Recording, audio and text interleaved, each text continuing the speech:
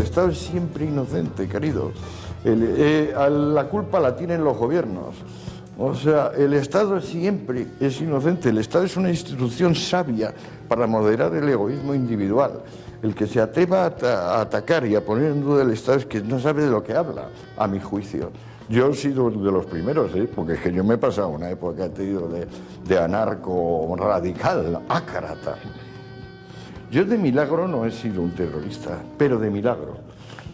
Como estuve metido en las escisiones prochinas del PC y en las variantes más extremas, y además tenía mucha relación con etarras, de milagro no he hecho alguna cosa con el FRAP, de milagro, pero claro, me alegro infinitamente. O sea, nunca me lo hubiera perdonado, probablemente me hubiera suicidado si hubiera hecho algo así.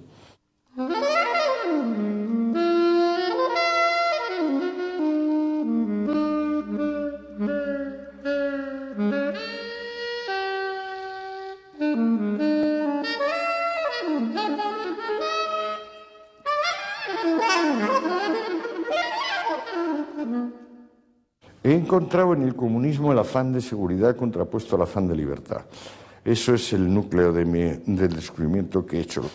Digamos que en el corazón humano hay como la doble espiral del ADN, en el sentido de que se va copiando a sí mismo, igual que se va copiando el ADN, nosotros nos vamos copiando en una secuencia que, a partir de cada aumento de libertad, viene como un vértigo ante ese aumento de libertad y por tanto una conciencia de la seguridad, de la necesidad de la seguridad.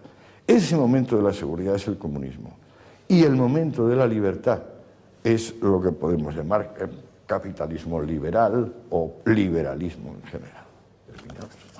Norteamérica ha vuelto a dar una lección extraordinaria al mundo, no ya de democracia, sino de arrojo. O sea, si antes decíamos que el ADN hay una parte de libertad y otra parte de seguridad, es evidente que los americanos lideran la parte de libertad. O sea, porque es que si no elegían a Obama, elegían a la señora Clinton y tampoco habían tenido una presidenta. O sea, impresionante en ambos casos. Va a ser inevitable a través de Internet. Va a ser inevitable. O sea, la democracia directa llegará. Lo que pasa es que todavía la población es bastante bruta y a lo mejor se le ocurriría, por ejemplo, utilizar la democracia directa para decir que no se paguen impuestos. Porque, digamos, si hay algo que realmente hiere al ser humano como malformación de nacimiento, o sea, lo que tenemos de mal nacidos todos, empezando por mí, es una fascinación por el corto plazo. Es decir, el medio y el largo, bueno, lo apartamos siempre. Y claro, lo pagamos muy duramente. Individuos, sociedades, civilizaciones enteras lo pagan. Pero esa malformación de nacimiento va a ser muy difícil. De modo que si Internet todavía no ha producido democracia directa y en vez de tener que soportar las memeces de un gobernante u otro, la ciudadanía adopta el autogobierno, que, bueno, ya sabemos que por otra parte los gobernantes son nada más que los representantes del pueblo, ¿eh? Pero, igual que, por ejemplo, eso pasa como con la marihuana. O sea, la marihuana está de hecho despenalizada. A nadie le parece mal. O sea, se acabó la guerra contra la marihuana. ¿Por qué no se vende la marihuana en los estancos o en los supermercados? Por ejemplo, como sucede en Holanda. Pues porque son tan impresentables los de los partidos políticos que quieren ahora legalizar, impresentables en el sentido que son feuchos y parecen medio tontos, que si, digamos, esa causa la asumiese Antonio Banderas y Madonna, no habría ningún problema en sacarlo adelante.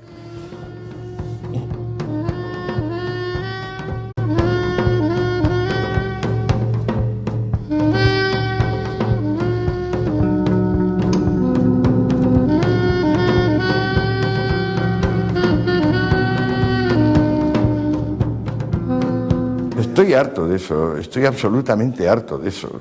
O sea, y además es más, antes yo podía decir las cosas y ser franco en materia de drogas. Ahora, por ejemplo, no puedo publicitar mis costumbres farmacológicas porque serían causa de escándalo público. Estoy harto.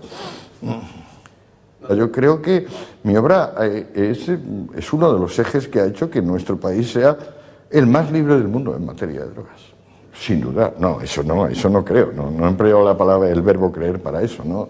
Eso es evidente. O sea, nosotros tenemos un consumo superior de drogas al que tiene ningún otro país del mundo.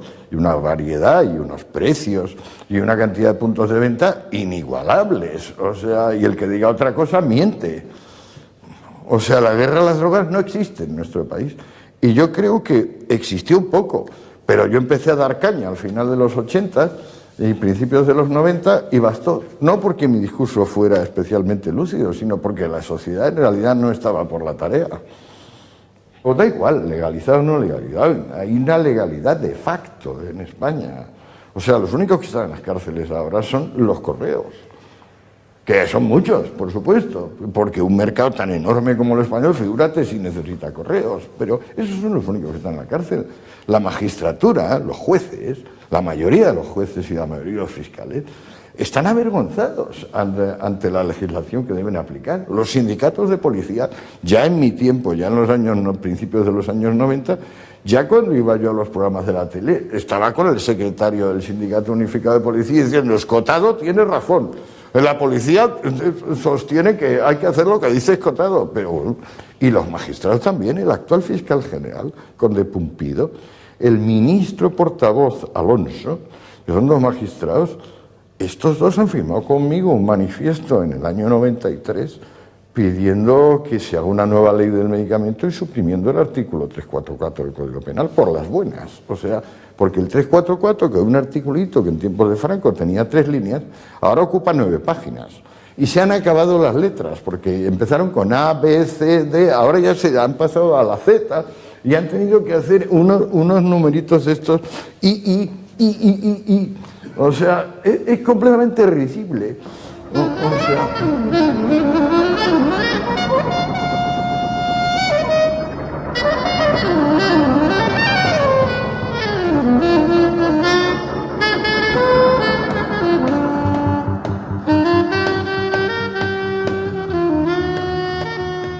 ¿Por qué el Ministerio de Justicia en España tiene un presupuesto como de tiempos de Cánovas del Castillo y Sagasta? ¿Porque lo quiere el pueblo español? No. ¿Porque no hay dinero? No. ¿Por qué tenemos un Ministerio de Justicia como el que tenemos? Pues porque interesa que las decisiones judiciales sean lentas. Porque la clase política vive de ser elegida cada 4 años. Y 4 años es lo mínimo que toma una causa jurídica. De modo que, teniendo una justicia que funciona mal, toda la clase política, da igual PP que PSOE, por eso no se ha cambiado ni con Aznar, ni con González, ni con este, interesa una justicia lenta. No ya mala, lenta. Pero la moralina, el sermón, lo edificante, no, con eso no se va a ninguna parte. O sea, si estás mirando ahí y le dices a tu prójimo, la obra con esto responsablemente, pues ¿y por qué no lo dicen con respecto al coche? Y con respecto a todo lo demás, ¿no? Las drogas ilegales son un distrito de distorsiones psicóticas legitimado. O sea, es un lugar donde la gente puede decir sin parar cosas delirantes y pensar que están diciendo lo necesario. No lo verdadero, lo necesario. Pensando en otros, yo siempre he dicho, usted que habla mal de las drogas, lo que se está muerto de miedo a su propio interior. Usted es el que es una piltrafa ante una droga, porque usted no tiene sentido de la responsabilidad. Usted en particular, y sin embargo usted lo proyecta como que fuera un asunto de todos los demás. Cuídese, señor.